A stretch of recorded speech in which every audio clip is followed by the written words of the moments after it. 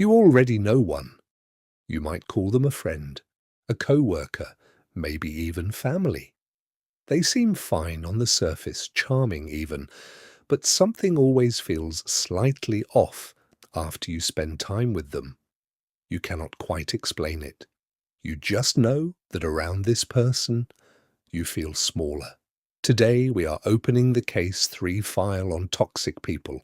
Not the obvious ones, the ones who scream and throw things. The hidden ones, the ones who smile while they drain you. These are the 7 hidden signs. And by the end of this video, you will know exactly who came to mind.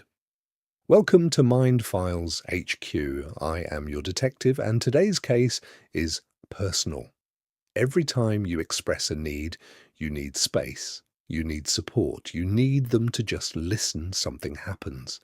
The conversation shifts. Suddenly, it is about them, their stress, their problems, their sacrifice, and somehow you end up apologizing. You came to them with something real, and you left feeling like a burden. That is not an accident. Toxic people are experts at flipping the script. Your needs become inconveniences, your feelings become attacks, and over time, you stop asking, you stop sharing, you shrink yourself down to keep the peace. That is the goal. They do not want you to need things, because people with needs are harder to control. You trusted them. That was the mistake. Not because trust is wrong, but because toxic people treat trust like a weapon they are collecting. Every personal thing you share, every fear you reveal, every vulnerability you expose, gets filed away. Not to understand you, to use later. It might come out as a joke at the wrong moment, a comment that cuts just deep enough, a story told to someone else at your expense. And when you react, when you say that hurt, they act confused.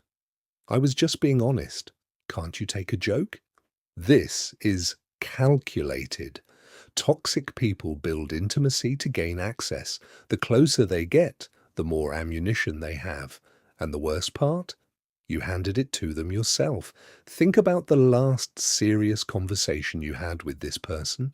When something went wrong, when there was conflict, failure, a problem, who was responsible? Never them.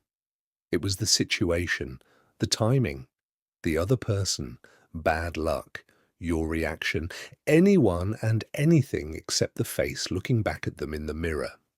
Toxic people have an almost supernatural inability to accept blame, not because they do not know what they did, but because accountability threatens the image they have built.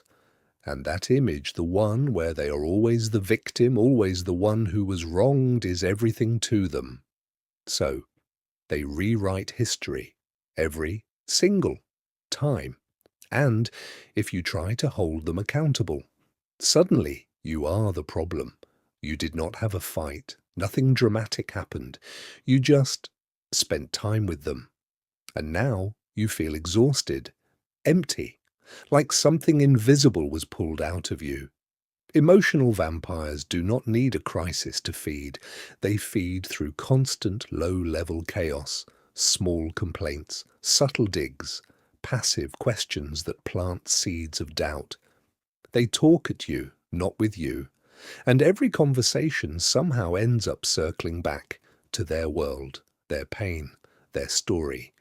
You leave the interaction feeling like you gave everything and received nothing. That is not a coincidence, that is a pattern. And patterns, in this case, file, are evidence. Watch how someone responds when something good happens to you. Toxic people cannot genuinely celebrate you. It is not in their wiring. So instead, they do something more dangerous. They pretend to be happy for you while quietly injecting doubt. Oh, wow, that's great. Do you think you're really ready for that? Good for you, must be nice. I just hope it works out. I would hate to see you fail. It sounds like concern. It is wrapped in a smile. But it lands like a stone in still water, and the ripples stay with you long after they have walked away. This is called poisoned praise. And it is one of the most sophisticated tools in a toxic person's arsenal. They cannot lift you up. So they make sure very quietly that you do not fly too high either. Here is one most people never see coming. Some toxic people do not just react to drama, they manufacture it. They will whisper something to person A about person B. They will leave out a crucial detail that turns a misunderstanding into a conflict. They will plant a seed of suspicion and then water it with silence. And then, once everything explodes, they appear. Calm, reasonable, the only adult in the room. I just want everyone to get along. This is the most dangerous type, because they have engineered the fire and arrived with the extinguisher. Everyone sees them as the peacemaker. Nobody sees them as the arsonist.